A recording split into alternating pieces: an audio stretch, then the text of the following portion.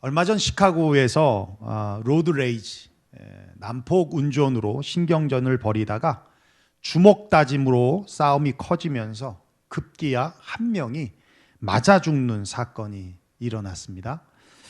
뉴스를 보신 분은 알겠지만 또 LA에서 난폭 운전으로 분을 참지 못해서 달리는 차에 쉐링을 했는데 뒷좌석에 앉은 6살 아이가 총에 맞아 죽는 아주 끔찍한 일이 일어났습니다.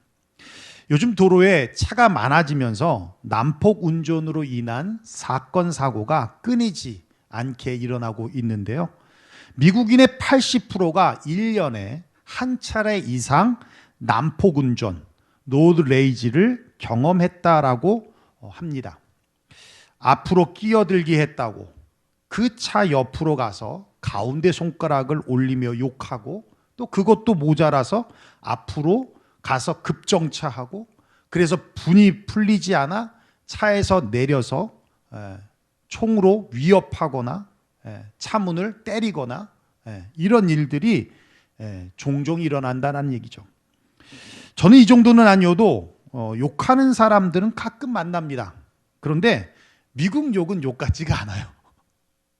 미국 욕 들으면 해석해야 될 단어 같아요. 그래가지고 별로 감정의 반응이 없는데 얼마 전에 팔팍에 주차를 하다가 팔팍 브로드 애비뉴 아시잖아요. 1차선이다 보니까 주차를 하려고 하면 뒷차가 서야 되잖아요. 제가 시그널을 줬는데 뒷차가 못 봤나 봐요. 그래서 저는 파킹하려고 하는데 그 차가 이렇게 비껴가면서 나한테 이러는 거예요. 와, 그것도 한국 청년이 우리 교회 우리 청년 아니기를 다행인데 그때 막 확 올라오더라고. 욕은 괜찮아. 욕은 못 알아들어서 괜찮은데 그거는 그렇더라고요.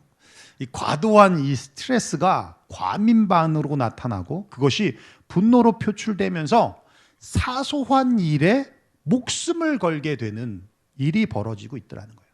여러분, 문제는 이러한 사소한 일로 인해 감정 싸움이 되고 대립이 되고 그러다가 대형 사고가 나면 정말 인생에 기억하고 싶지 아니한 비극이 발생될 수 있다는 겁니다. 그 감정을 억제하지 못해서 총을 쏴서 6세 아이를 죽인 그 범인은, 그 가해자는 종신형을 살 수도 있는 거예요. 한 번의 실수로. 그러니까 여러분, 누가 끼어들기 하면 열받지 말고 늘 우리 사모하고 늘 같이 가면 늘 그래요. 그렇게 끼어드는 사람 있으면 나보다 바쁜가 보다. 혹은 그렇게 꼭 생각해요. 화장실 가야 되나 보다. 화장실 가야 됩니다. 그러면 별로 그렇게 열받지 않습니다. 제발 여러분은 난폭 운전도 하지 말아야 되지만 그렇다고 해서 그런 거에 끼어들어서 싸우면 안 된다는 얘기예요. 시에라 대학의 심리학 교수인 리처드 칼슨은요. 우리는 사소한 것에 목숨을 건다라는 그의 책에서 사소한 것에 연연해하지 말라라고 충고하고 있습니다. 그러면서 이렇게 얘기해요. 죽도록 좋아하던 연인과의 이별, 속썩이는 자녀, 큰 돈을 손해본 것, 당시에는 굉장히 큰 일처럼 보이지만 지나고 나면 다 사소한 것이 된다라고 말해요. 그렇지 않습니까? 여러분, 연인과의 이별? 그때는 좀 마음 아프죠. 가슴 아프죠. 근데요, 시간 지나면 더 좋은 사람 만납니다. 여러분, 속속이는 자녀? 성숙해지는 과정이고 또 철드는 과정이라는 것이죠. 돈 잃는 거? 또 벌면 되는 일입니다. 그 당시에는 되게 힘들고 어렵다고 느낄 수 있지만 시간이 지나면 아무것도 아닌 것처럼 여겨지더라는 것이죠. 그러면서 그 책에 이런 말을 해요. 행복한 사람은 사소한 일에 목숨을 걸지 않는다. 참 의미 있는 말인 것 같아요. 행복한 사람은 여러분, 행복한 사람은 좀 여유가 있습니다. 여유가. 그리고 조급함이나 초조함이 아니라 뭔가 넉넉함이 있어요. 그리고 삶에 만족함이 있습니다. 여러분, 저를 보면 행복해 보이지 않나요? 여유가 좀 있잖아요. 행복한 사람은 사소한 일에 목숨을 걸지 않는다라는 말은 참 역설적인 말인데요. 어떤 사람이 행복한 사람인가? 반대로 말해서 목숨 걸 일이 있고 그것에 목숨 걸고 올인할 수 있는 사람이 행복한 사람이다라는 거예요. 그런 의미에서 바울은 참 행복했던 사람인 것 같아요. 오늘 본문 31절을 우리 다시 한번 읽어볼까요? 자, 다시 한번 보겠습니다. 시작.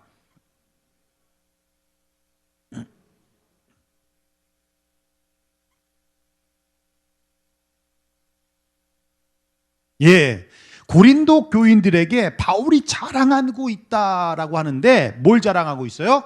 나는 날마다 죽노라. 나는 날마다 죽노라. 바울은 목숨 걸 일을 찾았고 목숨 걸 일에 목숨을 걸고 있다라는 얘기예요. 이 말씀에 아주 중요한 의미가 세 가지가 담겨 있는 것 같아요. 하나는 그겁니다. 나는 날마다 죽음의 위협을 받고 있다라는 뜻이에요.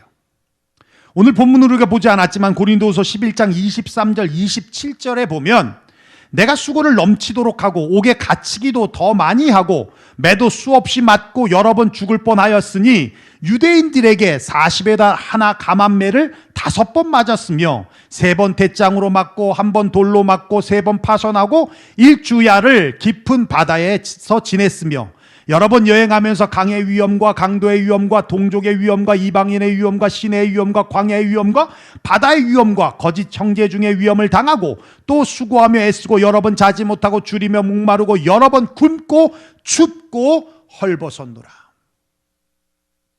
바울은 이방인의 사도로 부름을 받았습니다. 그리고 그 사명에 목숨을 걸었습니다. 그런데 그 사명의 길은 꽃길이 아닙니다. 이렇게 날마다 죽음의 위협을 받을 만큼 좁은 길이고 그리고 쉽지 않은 길이었다라는 거예요. 지금 우리가 처한 환경에서는 예수를 믿는 것 때문에 이런 위험을 받고 그러지는 않습니다. 참 편안하게 예수를 믿습니다. 그런데 예수를 제대로 믿으면 믿음대로 살고자 한다면 세상의 삶이 불편해야 합니다. 예수님 때문에 우리가 위협받지는 않아도 손해보는 일도 있어야 하고요. 불이익을 당하는 일도 있어야 하고요. 사람들로부터 잘못해서가 아니라 복음을 전하다가 욕을 먹어야 하는 일도 있어야 한다는 것이죠. 여러분도 잘 아시겠지만 교회가 왜 비난을 당하고 있습니까? 예수님 때문입니까? 믿는 우리들이 손해보지 않고 오히려 불이익을 당하면 더 불이익을 주고 욕을 먹으면 더 욕하고 그러니까 세상 사람들에게 우리가 신뢰를 잃고 있기 때문 아니라는 것이죠. 우리가 예수로 인하여 당하는 고난을 기꺼이 수용하지 않는다면 사명의 길을 온전히 걷고 있지 않는 것이다 라는 것이죠. 두 번째는 그런 의미일 거예요. 나는 날마다 기꺼이 죽을 준비가 되어 있다라는 뜻입니다. 나는 날마다 기꺼이 죽을 준비가 되어 있다. 우리가 본 본문 32절에 보면 이렇게 말씀하세요. 내가 사람의 방법으로 에베소에서 맹수와 더불어 싸웠다면 내게 무슨 유익이 있으리요? 죽은 자가 다시 살아나지 못한다면 내일 죽을 터이니 먹고 마시자 하더라. 무엇에 비유하냐면 맹수와 더불어 싸우는 검투사와 비유하고 있습니다. 검투사는 언제 죽을지를 몰라요. 그래서 그들에게는 내일이란 없습니다. 그러니 내일 죽을 터이니 먹고 마시자 하리라 한다라는 것이죠. 바울은 자신의 삶을 검투사와 같다라고 지금 얘기하고 있어요. 내일이 없는 삶. 그 말은 오늘 죽는다면 늘 그런 생각 속에 살아가고 있더라는 얘기입니다. 여러분, 오늘 죽는다면 여러분 무엇을 하시겠습니까? 죽음 앞에서 결국 우리가 붙잡아야 되는 것이 무엇이냐라는 것이죠. 행복 저글링이라는 책이 있는데요. 그 책에 보면 인생은 양손에 저글링을 하는데 5개의 공을 갖고 저글링을 한다는 거예요. 뭐냐면 일과 가족과 건강과 친구와 자아, 이 5개의 공을 가지고 저글링을 하는데 일은 고무공이랍니다. 떨어뜨리면 다시 튀어오를 수 있다는 거예요. 그런데 건강이나 가족이나 친구나 자아, 이건 유리공과 같다는 거예요. 그래서 떨어뜨리면 금이 가거나 깨지거나 흠집이 나거나 돌이킬 수 없는 상태가 되어질 수 있다는 것입니다. 그래서 이 5개의 공으로 저글링을 하고 있다는 것을 잘 이해하고 있을 때 인생을 잘 살 수 있다는 얘기를 해요. 참 공감됩니다. 일을 고무공에, 그리고 친구와 건강과 가족과 또 자아를 유리공에 비유했다는 것은 참 공감이 돼요. 여러분, 일이 뭡니까? 성공이죠. 출세죠. 권력을 갖는 거고 명예를 얻는 거고 돈을 버는 거예요. 그런데 우리는 그 돈을 벌려고, 출세하려고, 성공하려고 유리공을 떨어뜨립니다. 건강을 해치죠. 친구와 단절하죠. 가족과 멀어지죠.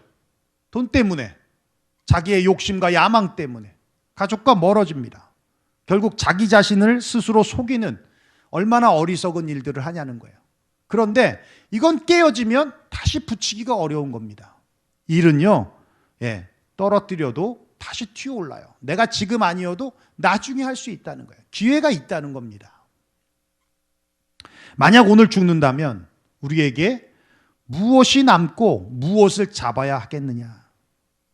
더 오랜 시간 사랑하는 가족과 함께 보내지 못한 것을 후회하지 않겠습니까? 오늘 파더스 데이인데 아빠를 잃고 난 뒤에 내가 왜 아빠한테 살갑게 대하지 못했을까? 후회해도 소용이 없는 거예요. 왜 친구들과 교우들과 더 많은 시간을 보내지 못했을까 하면서 후회하지 않겠습니까? 왜 내가 그때 바쁘다는 핑계로 나의 건강을 챙기지 못했을까 하면서 후회하지 않겠냐는 거예요. 왜 하나님 앞에 내가 사명을 감당하며 좀 더 아름다운 인생을 살지 못했을까 하며 후회하지 않겠느냐라는 것입니다. 바울의 자랑인 나는 날마다 죽노라는 나는 죽을 준비가 되어 있다. 그 말은요, 성공, 출세, 명예, 권력과 같은 없어지는 그런 것을 쫓는 것이 아니라 정말 소중한 영혼을 생각하고 사명을 붙잡고 예수님을 의지하면서 천국을 소망하며 산다라고 하는 의미가 거기에 담겨 있다라는 얘기입니다. 마지막 3번째는 그거예요. 나는 날마다 죽노라의 3번째 의미는 나는 날마다 부활한다. 죽었는데 내일 또 살아있다면 부활해 있다라는 거예요. 더 나아가서 나는 날마다 부활을 준비하며 살아간다는 얘기입니다. 바울은 자신을 내일이 없는 검투사와 비유하지만 내일이 없는 검투사와 다른 것이 있어요. 만약 죽은 자가 다시 살아나지 못한다면, 말씀하고 있죠. 즉 부활이 없다면 내일 죽을 터이니 먹고 마시자 하리라 하면서 막 살겠지만, 바울은 부활을 믿기 때문에 막 사는 것이 아니라 부활 후의 삶을 준비하며 살아가고 있다라는 얘기입니다. 묻겠습니다. 여러분, 육체의 죽음 후에 부활이 있음을 믿으십니까? 믿으시면 아멘. 아멘? 예. 끝이 아닙니다. 메멘토 모리라고 하는 말이 있습니다. 라틴어로 죽는다는 것을 기억하라라는 말인데, 중세시대에는 죽음이 종교를 넘어서 문학과 예술의 아주 중요한 주제였습니다. 화면을 보시면 아시겠지만 일상에서 죽음을 기억하기 위해 탁자 위에 장식품으로서 해골과 같은 것을 놓는데 해골로 새겨진 목걸이를 하거나 또 해골을 놓아두고 생각에 잠겨 있는 사람을 그린 그림들이 많더라는 것이죠. 이렇게 죽음을 묵상하는 이유가 있습니다. 육체는 한계가 있다라는 거예요. 천년 만년 사는 것이 아니라는 것입니다. 그리고 인간들에게는 죽음에 대한 공포가 있다라는 거예요.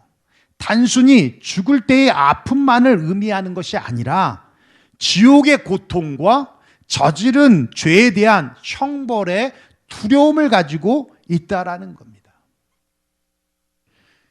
저 어릴 때 하도 귀에 박히도록 들은 얘기가 있어요. 밥을 먹다가 밥을 남기잖아요. 그러면 할머니가 꼭 뭐라고 그러냐면 너 이거 안 먹으면 지옥 가서 다 먹는다. 네가 이 땅 살면서 남겨놓은 밥은 지옥 가서 다 먹는다는 거예요. 그때는 그 말이 아무것도 아닌 것처럼 들렸는데 이제 커서 생각해 보면 진짜 무서운 거예요. 내가 먹고 나온 잔밥을 내가 지옥에서 먹는다면 진짜 괴로운 일이잖아요. 그죠? 그래서 천국을 가야 합니다. 그렇게 계속 듣다 보니까 그런 공포들이 있다라는 얘기예요. 그러면서 자연스럽게 구원에 대한 절실한 소망과 같은 것들이 생겨지게 된다는 거예요. 뿐만 아니라 결국 죽음의 묵상은 공포를 넘어서 인류 보편적인 사랑, 그러니까 우리의 마음이 열리게 되어서 죽음 앞에서 미워할 게 뭐가 있겠습니까? 남 잘 되는 거 시기할 거 뭐가 있겠습니까? 질투도 원수도 욕심도 탐심도 정욕도 다 내려놓아지더라는 것이죠. 죽음이란 무엇인가라는 책이 있습니다. 예일대에서 17년 동안 죽음이란 주제로 강의를 했던 철학가 교수인 셀리 케이컨이라는 교수가 쓴 책인데요. 그 책에서 보면 죽음에 대하여 이렇게 정의하고 있어요. 죽음이란 기능을 멈추는 것입니다. 살아있을 때 하던 모든 것을 할 수 없는 상태가 죽음입니다. 태블릿이 있지만 망치로 막 깨버려요. 그러면 이건 기능을 더 이상 할 수가 없어요. 그게 죽음이라는 거예요. 그게 죽음이라는 거예요. 참 안타깝게도 셀리 케이건 교수는 영혼을 믿지 않았습니다. 그래서 죽음 이후의 새로운 세계를 믿지 않았어요. 이론으로는 죽음이 기능을 할 수 없는 것, 끝, no more이라고 말할 수 있을지 몰라도 현실에서의 죽음이란 그렇게 쉽게 말할 수 있는 것이 아니라는 겁니다. 저도 참 많은 죽음을 경험했습니다. 나면서 죽은 아이, 나면서 아이가 죽었어요. 그 아이의 시신을 옆에 두고 엄마가 기도해 달라는 거예요. 그래서 기도해 줬던 적도 있고요. 자식이 잃은 부모의 탄식함 앞에서 예배도 인도해 봤습니다. 참 넉넉지 않은 살림에 남편이 트럭 운전을 하다가 졸음 운전으로 교통사고로 사망하셨는데 엄마 혼자 3명의 자식을 키워하는 그런 가정의 위로 예배도 드려봤습니다. 또 부모를 모두 잃고 아이들이 고아원으로 보내져야 하는 상황도 경험했고요. 죽음은 어떤 것이든 참 슬픈 것이고 또 가슴 아픈 일이지만 실질적으로 내가 겪어보지 않으면 참 남 얘기같이 느껴지는 거예요.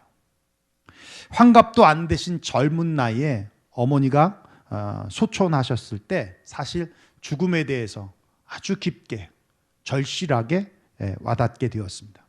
여러분, 죽음은 더 이상 만질 수 없는 거예요. 그리워해도요 만날 수 없습니다. 맛있는 거를 먹을 때 생각나잖아요.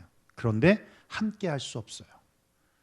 관광을 가거나 여행을 가서 정말 멋진 풍광을 봤을 때도 멋진 풍광을 봤을 때도 같이 오고 싶다라고 생각해도 같이 올 수 없는 것이 죽음입니다.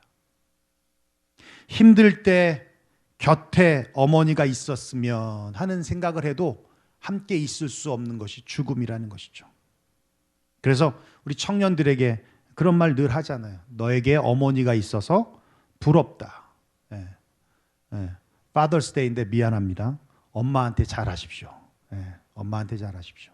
파더스데이니까 한 말 더 해야죠. 아빠한테도 잘하십시오. 부모님한테 여러분 잘하셔야 돼요. 불효했던 것 후회해도 소용없는 것이 바로 죽음이더라는 거예요. 그래서 여러분 예배를 우리 코로나 기간에 못 나오셨지만 부모님이 또 원치 않으면 제가 나오지 않는 게 맞다라고 얘기하는 이유도 그겁니다. 괜히 부모님의 마음을 신경 쓰게 하고 또 걱정하게 하는 것보다 집에서 온라인 예배 드리는 게 맞다는 거죠.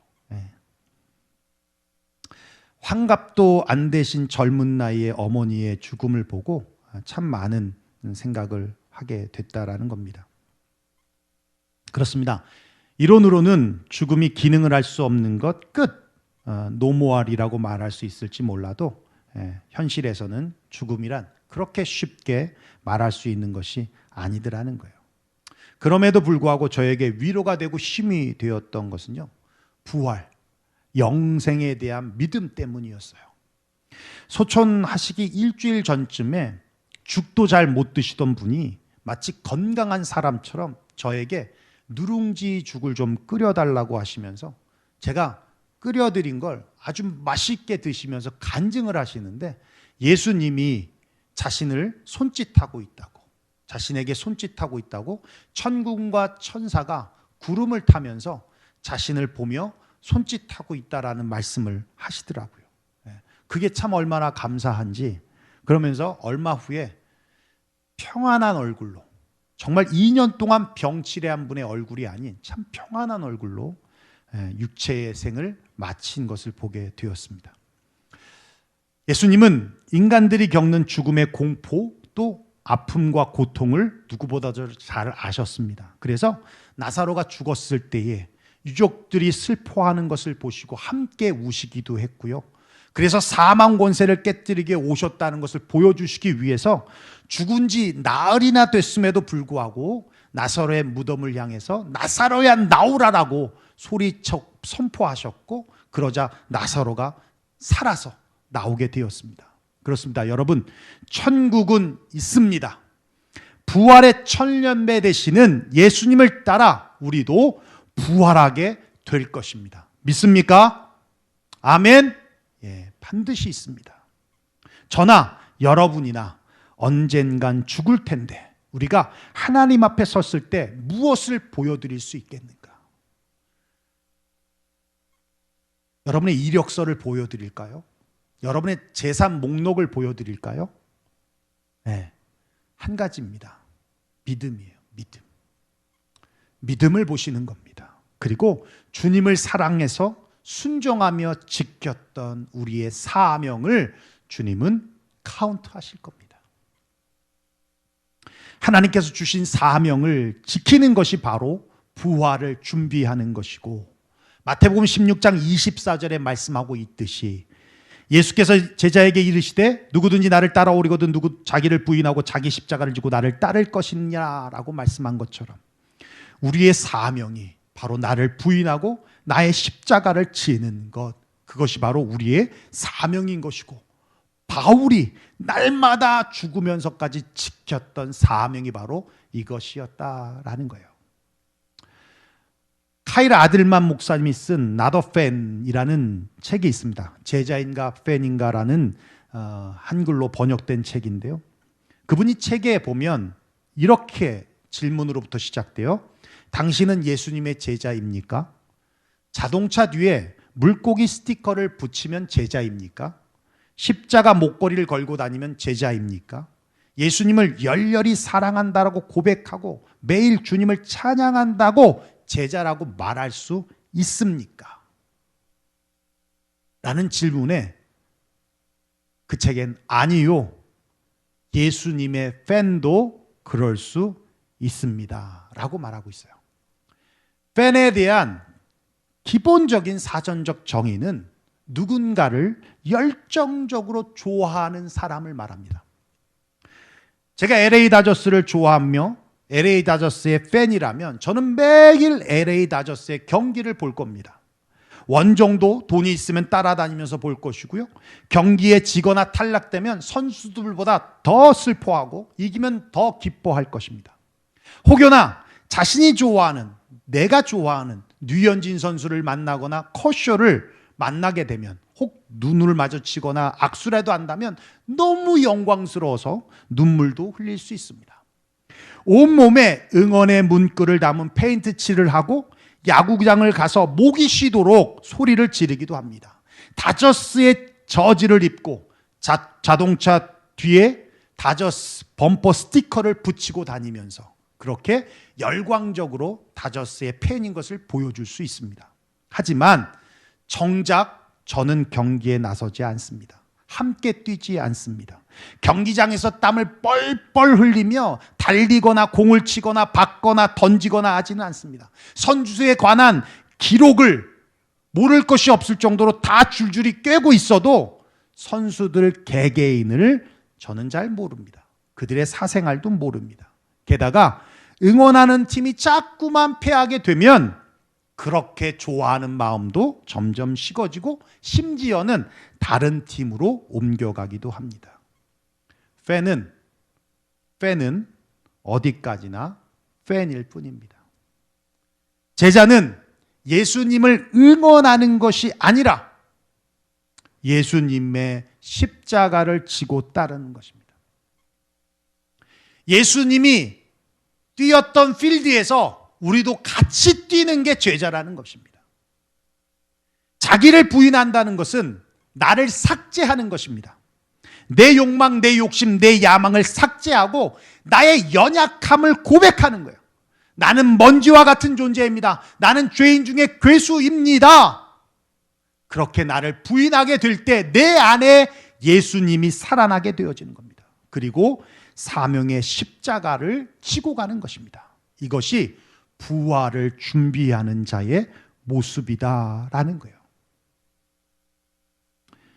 인생에는 참 목숨 걸 만한 일들이 있습니다.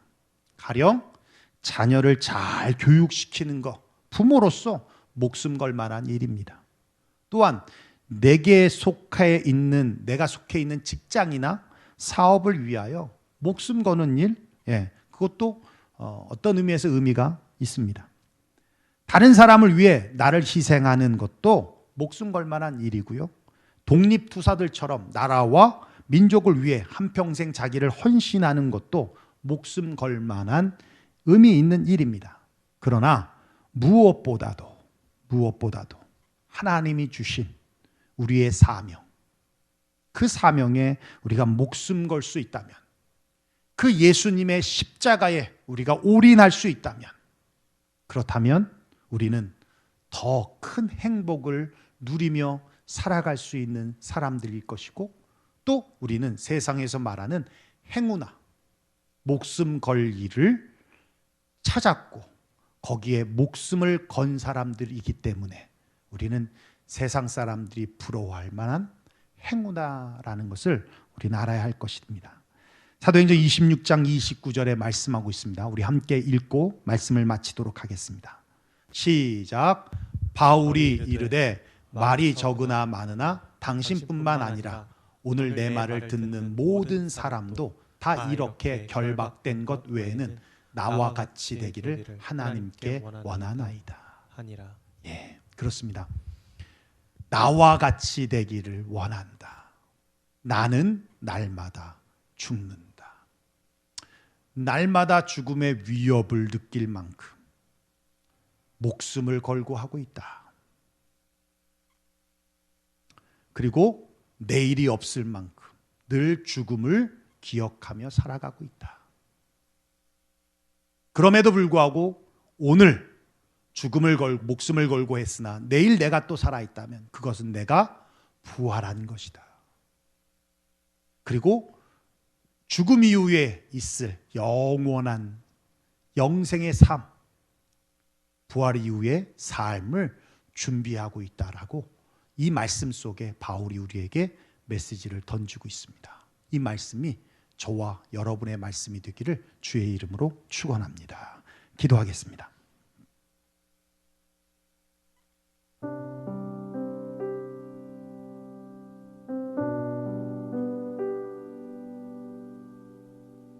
우린 예수님의 제자입니다. 예수님의 팬이 아닙니다.